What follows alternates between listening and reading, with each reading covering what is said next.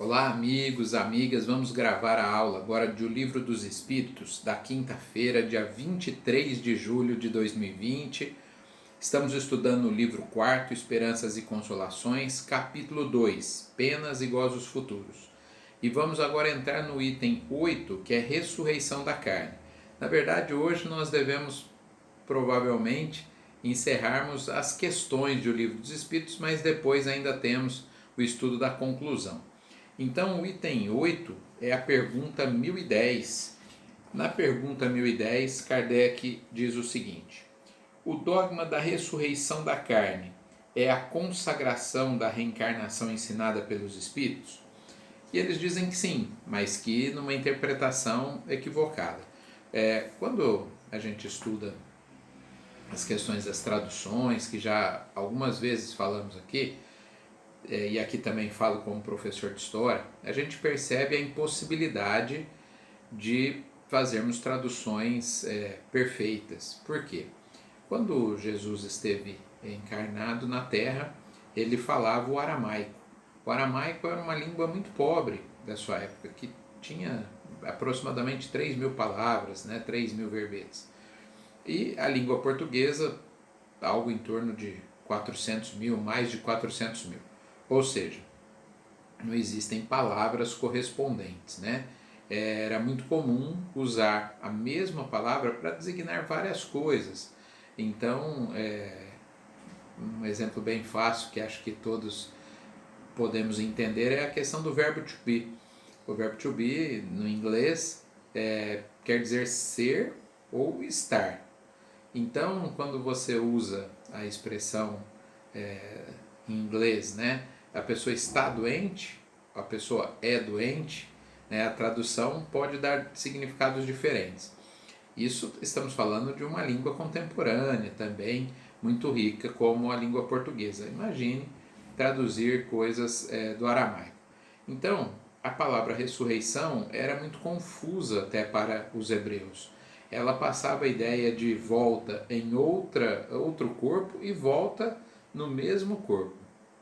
E os espíritos, então, na resposta aqui dizem que a volta ao mesmo corpo é algo que a ciência comprovou impossível, mas já a ideia ali da ressurreição já é um indício de que os hebreus tinham conhecimento de que o espírito animaria novamente um corpo físico, não mesmo pela impossibilidade científica até disso acontecer,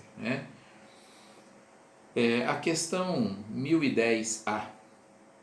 Então a Igreja, pelo dogma da ressurreição da carne, ensina a doutrina da reencarnação? Sim, de alguma maneira sim, e isso ficará fácil da gente compreender no futuro. A ideia, quando os espíritos superiores ditaram a doutrina espírita, não era acabar com as religiões, subverter toda a crença religiosa, e sim dar clareza a ela, porque as crenças religiosas careciam do lado científico, às vezes da racionalidade. Então a doutrina espírita vem dizer, olha, isso que foi dito tem tal significado, não exatamente desconstruir tudo, mas ressignificar. Isso é muito importante porque a gente tem que entender que a doutrina espírita surge no século XIX, século já após Revolução Industrial, no período da segunda Revolução Industrial, onde a ciência, a filosofia havia avançado muito. Então não podemos imaginar que na época do Cristo encarnado aqui na Terra pudéssemos ter as mesmas palavras, as mesmas clarezas de explicação quando o Cristo falava. O povo ainda, nós encarnados naquele período, éramos muito mais imaturos que ainda somos hoje, E dessa maneira a linguagem cifrada, através de códigos, uma linguagem narrativa, tinha que ser usada para que a gente pudesse compreender minimamente o que estava sendo dito. Aliás, essa resposta da 1010A foi colocada aqui no livro, que foi ditada por São Luís. Aí tem uma explicação, né? Por que que muitos espíritos usam a expressão São Luís, Santo Agostinho, né? São espíritos superiores, por que usar isso? Apenas para identificação. Os espíritos superiores não estão nem aí para os títulos terrenos, né? Se os homens aqui consagraram a eles um título de santo ou não faz diferença para um espírito realmente superior. Mas Luís tem tantos, né, que seria difícil saber quem era o espírito que estava ditando. Então, apenas por uma questão de identificação, ele assina, né, a resposta ali como São Luís. Aqui tem uma explicação depois da questão 1010 muito importante. A ciência havia avançado e explicado que quando o nosso corpo morre, se decompõe, ele é feito de várias partículas, né, de oxigênio, de carbono, de várias coisas que vão se dissipar no universo ali e compor outros corpos. Então as moléculas vão se reintegrar ali à Terra e vão compor outros corpos.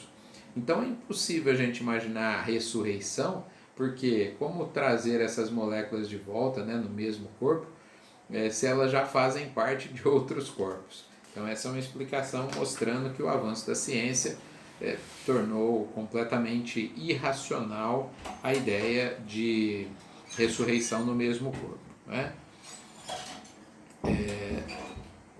Aqui tem uma frase interessante, ó.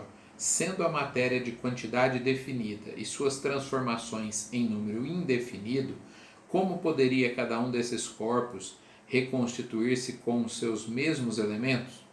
É o que eu expliquei anteriormente, seria impossível, né?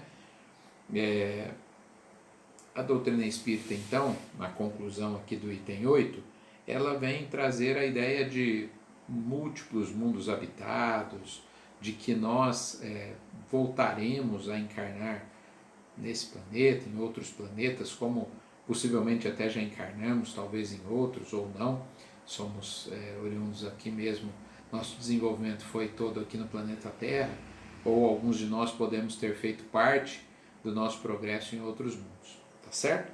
Agora vamos para o item 9. O item 9 vai tratar de assuntos que a doutrina espírita também vem esclarecer. O item 9 é paraíso, inferno, purgatório e paraíso perdido. A pergunta 1011. Um lugar circunscrito no universo está destinado às penas e aos gozos dos espíritos segundo seus méritos? Então, aquela ideia de que a Igreja Católica passou por muito tempo, de que existe um local que é o paraíso, um local que é o inferno, outro local que é o purgatório. E não existe esse local definido, né?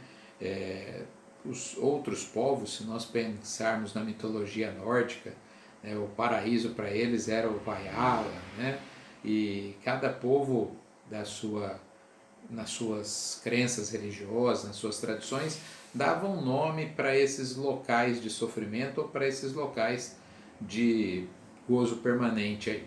Então a ideia paraíso e inferno, pensando num lugar circunscrito, não existe, porque o paraíso e o inferno está em nós, não é? Nós é que temos esse estado da alma.